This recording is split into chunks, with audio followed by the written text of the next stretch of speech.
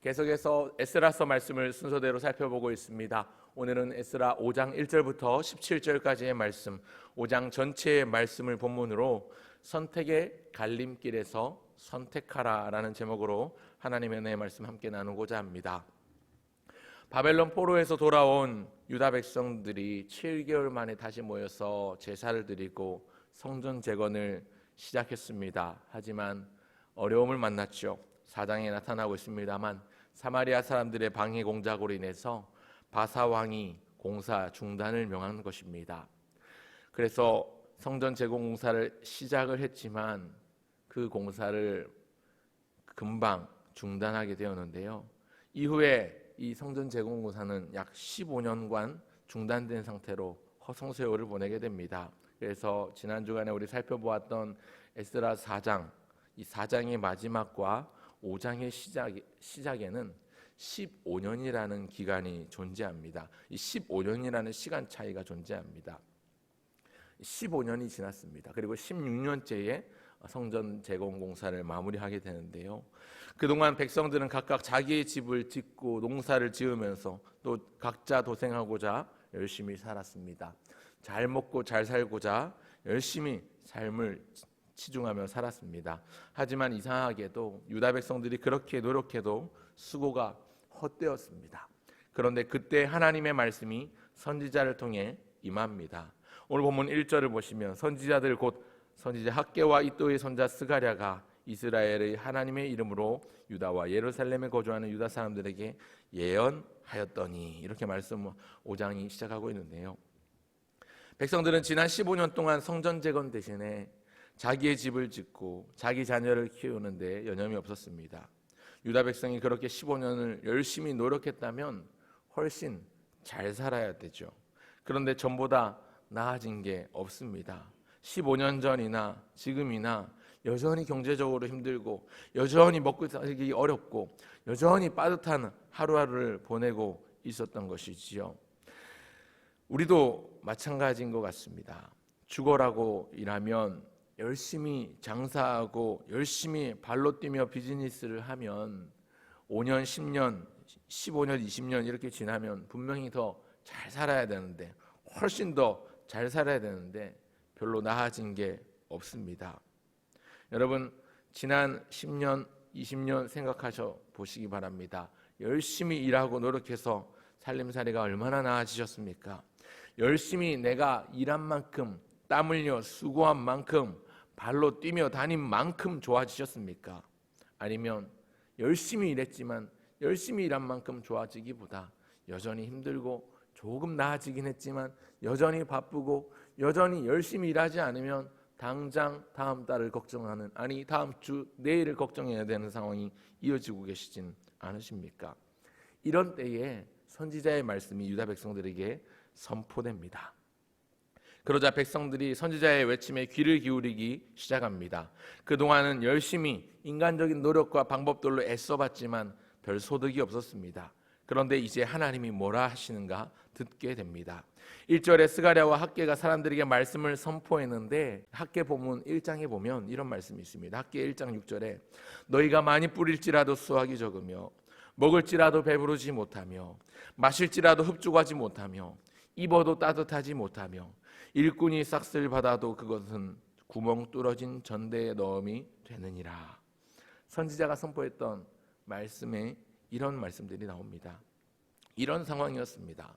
저는 오늘 이 에스라 5장에서 오늘 우리에게 주시는 분명한 메시지가 있다고 생각합니다. 그 분명한 메시지가 무엇인가? 첫째, 하나님의 말씀을 들으라는 것입니다.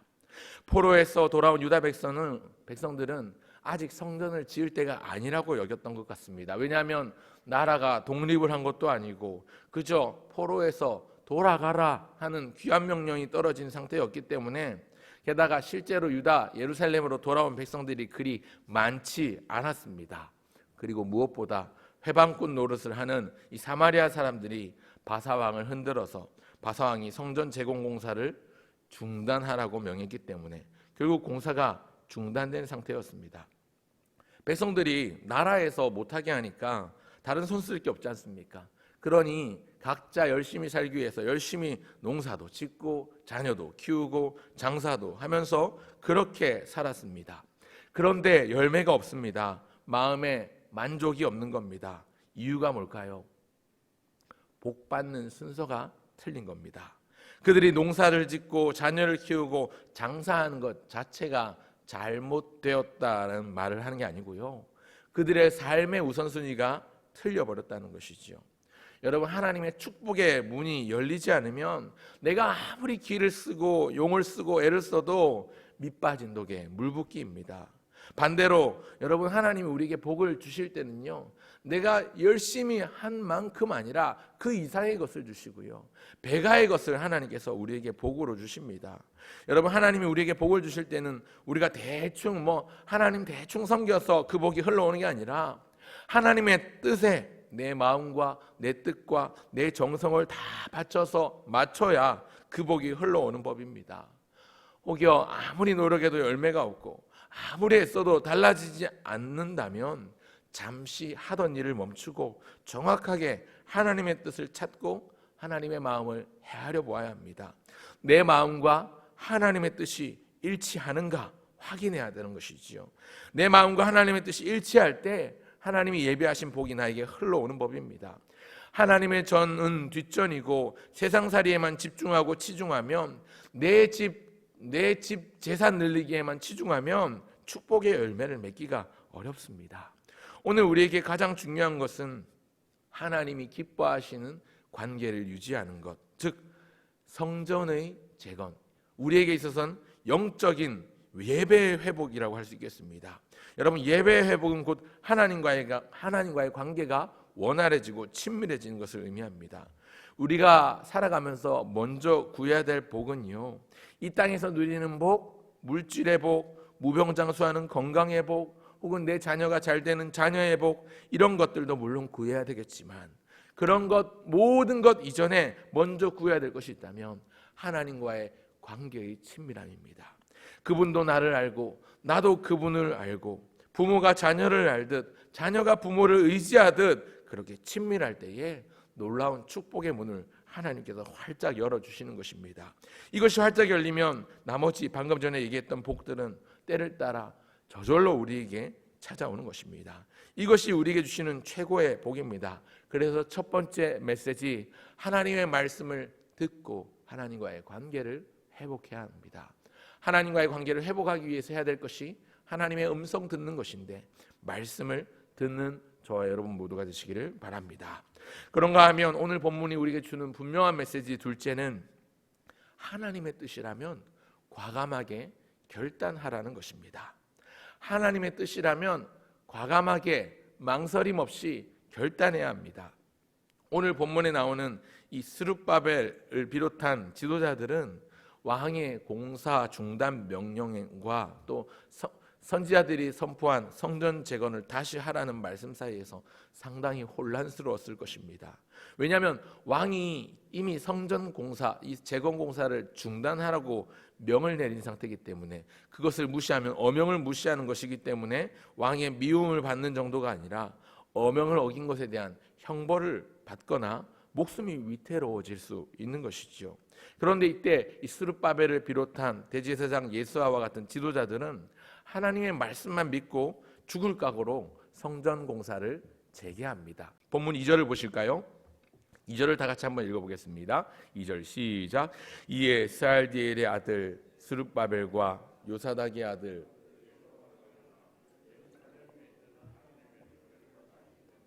시작하며 하나님의 선지자들이 함께 있어 그들을 돕더니. 여러분, 스룹바벨과 지도자들은 왕의 허락이 떨어지지 않았지만 다시 재건 공사를 강행하고 시작했습니다.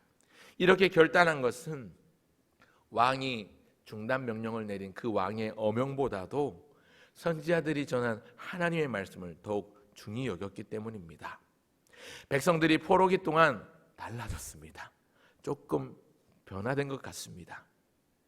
포로기 이전에는 하나님의 말씀을 가벼이 여겼습니다. 그 하나님의 지극한 사랑에도 지독한 방종으로 불순종으로 반응했던 백성들이었는데 나라가 망하고 멀리 이국에 포로로 끌려가서 나라 없이 지내는 통한과 서름의 세월을 보내는 과정에서 그들이 깨달은 것이 있습니다. 하나님의 말씀이 그대로 이루어지고 있구나. 이것을 깨달았습니다. 시편 137편 1절에 보면요, 우리가 바벨론의 여러 강변 거기에 앉아서 시온을 기억하며 울었도다, 이렇게 시작을 하고 있는데, 시편 137편은 그 포로로 끌려간 백성들이 자신들의 서름과 안타까움과 그 애환을 노래하면서 이방인들이 시키는 대로 해야 되는 그들의 어쩔 수 없는 상황을 노래하면서 울먹이며 부른 노래입니다. 세상에서 하나님이 가장 신실하셨고 그 말씀이 이루어지고 있는 것을 깨달았습니다. 말씀의 중요성을 깨우친 것이죠. 그러니 오늘 본문에 나오는 지도자들은 왕의 중단 명령에도 불구하고 선지자들의 말씀이 주어졌을 때 그 말씀, 하나님의 말씀에 순종하며 솔선수범하고 있는 것입니다. 여러분, 세상에서 가장 미련한 사람, 가장 어리석은 사람은요, 하나님의 말씀보다 자기가 더 옳다고 여기는 사람입니다. 인간이 아무리 지혜로워도 하나님의 어리석은 것보다 낫지 못합니다. 제 말이 아니라 고린도전서 1장 25절 이하에 보면 그렇게 나오고 있지요. 인간이 지혜로움이 하나님의 어리석음보다 못한 법입니다. 여러분, 하나님의 일인데 하나님의 사인이 떨어졌다면 누가 뭐라든지 중요하지 않습니다. 오늘 본문에 나오는 스룹바벨이라는 예수와는 그 선지자의 말씀이 임했을 때 바사 왕이 말한 그 어명보다 혹은 다른 권세자들의 눈치를 보지도 않았고 하나님의 사인 이것이 떨어졌다면 그 말씀에 순종하는 모습을 보입니다. 사도 바울은 역시 주님의 부르심을 받았을 때 자기의 혈육과 의논하지 않았다고 갈라디아서 1장 6절에서 말할 정도로 하나님의 부르심이 확실하다면 무조건 가는 겁니다. 하나님의 뜻이 분명하다면 망설이면 안 되는 것이지요. 자꾸만 망설이고 두려워하면 시간만 더 지체할 뿐입니다. 여러분, 이스라엘 백성들이 출애굽하고 빠져나왔을 때 출애굽하고 나서 2년도 되지 않아서 가나안 땅을 정탐했습니다. 12명의 정탐꾼을 보냈습니다. 하나님의 뜻은 분명했습니다. 믿음의 보고를 들었던 사람들이 있었지요. 그 가나안 땅은 과연 젖과 꿀이 흐르는 땅이요, 그들은 우리의 밥이라, 우리가 올라가서 치면 능히 그 땅을 차지하리라 보고했었습니다. 그러나 그들은 그 믿음의 보고가 아니라 믿음 없는 10명의 정탐꾼의 보고를 받고 그것 때문에 두려워하며 망설였습니다. 그 결과로 광야에서 38년이라는 시간을 더 보내야 했습니다. 그래서 광야 여정이 40년이나 그렇게 뺑뺑이를 돌게 된 것인데요. 여러분, 하나님의 뜻이 분명한데도 불구하고 두려워하고 망설이고 지체하면요, 금방 갈 것도 뺑뺑이를 돕니다. 그래서 결단할 때는 결단을 해야 하는 것입니다. 그래서 오늘 우리에게 주시는 두 번째 메시지, 하나님의 말씀을 들을 뿐만 아니라 하나님의 뜻이라면 과감하게 결단하라는 것입니다. 그런가 하면 오늘 본문이 우리에게 주시는 마지막 셋째는 결과물입니다. 믿음은 승리합니다. 셋째, 믿음이 결국 승리합니다. 여러분, 스룹바벨과 지도자들은 성전 재건을 다시 시작하면서 상당히 마음에 큰 부담과 짐을 졌을 것입니다. 스룹바벨과 백성들 입장에서는 이 하나님의 말씀을 따르고 순종하는 것이지만 주변에 누군가가 이 일이 정치적인 야망을 품고 벌이는 일이라고 꼬투리를 잡거나 소문을 내면 큰 위기를 당할 것이 불보듯 뻔한 일이기 때문입니다. 그런데 아니나 다를까 실제로 그런 일이 생겨나는 것이죠. 3절을 보십시오. 그때에 무슨 일이 있었는가? 그때에 유브라데 강 건너편 총독 다뜨네와 스달보스네와 그들의 동관들이 다 나와 그들에게 이르되 누가 너희에게 명령하여 이 성전을 건축하고 이 성곽을 마치게 하였느냐 하기로, 이렇게 말씀하고 있는데, 여러분, 실제로 장애물이 생겨난 것이죠. 그런데 이런 때 하나님의 백성이 택할 수 있는 강력한 무기가 있는데 그것은 정직함입니다. 정직함으로 고백하는 것. 첫째는 정직함으로 하나님께 아뢰는 것이요, 둘째는 정직함으로 그 상황을 이겨내는 것입니다. 있는 그대로를 이야기하는 것이지요. 그들이 묻습니다. 누구의 명령으로 이 일을 하는지 물었을 때 건축하는 이 공사 책임자의 이름을 알려줍니다. 지금 공사 책임자는 스룹바벨과 예수아라는 지도자입니다. 그리고 스룹바벨은 성전 재건의 이유를 그대로 말합니다. 이것이 다뜨네가 올린 왕에게, 다리오 왕에게 올린 보고서에 잘 나타나고 있는데요. 6절을 보시면 이 유브라데강 건너편 총독 다뜨네와 스달보스네와 그들의 동관인 유브라데강 건너편 아바삭 사람이 다리오 왕에게 올린 글에 초보는 이러하니라 하면서 7절부터 15절까지는 이 강 건너편에 있는 다른 이방인들이 다리오 왕에게 올린 조서의 내용이 나오는데, 그 조서의 내용을 잘 살펴보면요, 다리오 왕에게 상소하여 올린 이 보고서의 내용을 보면 8절부터 15절까지 내용이 보면 스룹바벨이 그들에게 어떤 내용을 말했는지 그 설명을 그대로 옮겨 적습니다. 원래 자기들은 하나님을 섬기던 백성들인데 옛날에 허물어진 이 성전을 다시 짓는 것이라고 말합니다. 솔로몬 왕이라는 이 사람, 위대한 왕이 자기 이 하나님의 성전을 지었었는데 자기들의 죄 때문에 하나님의 말씀에 불순종한 결과로 하나님의 진노를 샀고, 하나님이 느부갓네살이라는 사람을 보내서 이 성전을 허물어 버리고 백성을 사로잡아 가게 하셨다는 겁니다. 그런데 느부갓네살을 무너뜨리고 그 제국을 무너뜨린, 바벨론을 무너뜨린 고레스 왕이, 이 메데바사 제국의 고레스 왕이 조서를 내려서 우리를 하여금 다시 고향으로 돌아가게 해주었고, 하나님의 전을 건축하게 하였고, 바벨론 왕궁에 있던 그 자기의 원래 가지고 있던 성전 금은 기물들을 다시 다 돌려주었다고 말하고 있는 것입니다. 그러면서 본문에 세스바살이라는 이름의 총독이 나오는데요, 이 세스바살은 스룹바벨의 바벨론 바사 왕궁에서 불렀던 스룹바벨의 또 다른 이름입니다. 그러니까 같은 인물이라고 생각하시면 쉽겠습니다.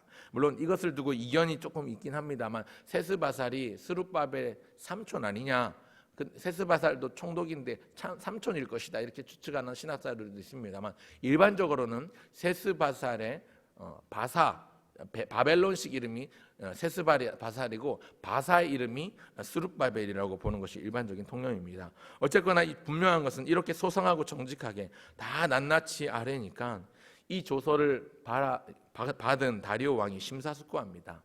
근데 문제는요, 고레스 왕이 내렸던 그 칙령이 지금 어디 있냐 하는 것이죠.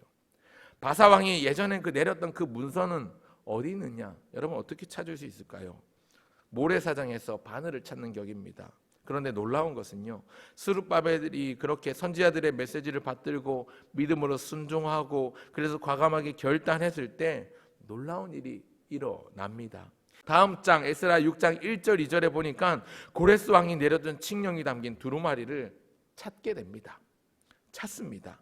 그냥 찾는 걸 말하는 게 아니라 숨겨져 있는 것을 어렵게 찾아냅니다. 참 놀라운 방법으로 이 문서, 이 칙령을 찾게 하신 것도 하나님의 전적인 은혜가 아니면 도무지 설명되지 않습니다. 이것을 발견하면서 6장에 가면 과연 스룹바벨이 올린 이 말이 사실인 것이 입증이 됩니다. 그 칙령의 내용을 보면요, 성전의 규모와 자금을 조달하는 방법까지도 구체적으로 나오고 있는데, 여러분 고레스가 예루살렘 성전을 재건하는 것이 자기 제국에도 도움이 된다고 판단해서 자금이나 물자를 지원하기로 했을 것이라는 확신을 가지고 다리오 왕 역시 그들의 재건 공사를 이제 막지 말고 건축하게 하라, 이렇게 명을 내립니다. 오히려 강 건너편에서 거둔 그 세금을 저들에게 끊임없이 지원해줘서 그렇게 함께하라고 명할 정도입니다. 말씀을 맺고자 합니다. 여러분, 성전 재건을 다시 강행하면서 어떤 일이 일어날지, 무슨 일이 일어날지 모르는 채 그저 선지자가 외친 그 하나님의 말씀에 믿음으로 순종했을 뿐인데, 하나님은 세밀하게 또 구체적으로 일하시는 것을 오늘 본문이 보여주고 있습니다. 여러분, 불안한 상황이 이어지는 시대, 하나님의 뜻과 내 생각 두 갈림길이 있다면 여러분 어느 길을 걸어가시겠습니까? 하나님의 말씀이 분명하면 믿음으로 그 길을 선택하고 과감하게 믿음의 걸음을 내딛는 용기가 필요합니다. 그럴 때 하나님께서 결국 승리하게 하십니다. 왜냐하면 하나님의 뜻은 하나님의 말씀에 순종하는 자와 동행하시며 그로 하여금 이기게 하시기 때문에, 그를 인도하시기 때문입니다. 오늘도 새 하루를 시작하면서 하나님의 말씀을 귀 기울이고 그 말씀, 그 뜻에 순종하며 내 삶을 굴복시키며 하나님이 기뻐하시는 삶을 살아가는 자에게 참된 승리와 형통의 복이 임할 줄 믿습니다. 이 사실을 가지고 믿음으로 나아가시는 저와 여러분 모두가 되시기를 주의 이름으로 축원합니다.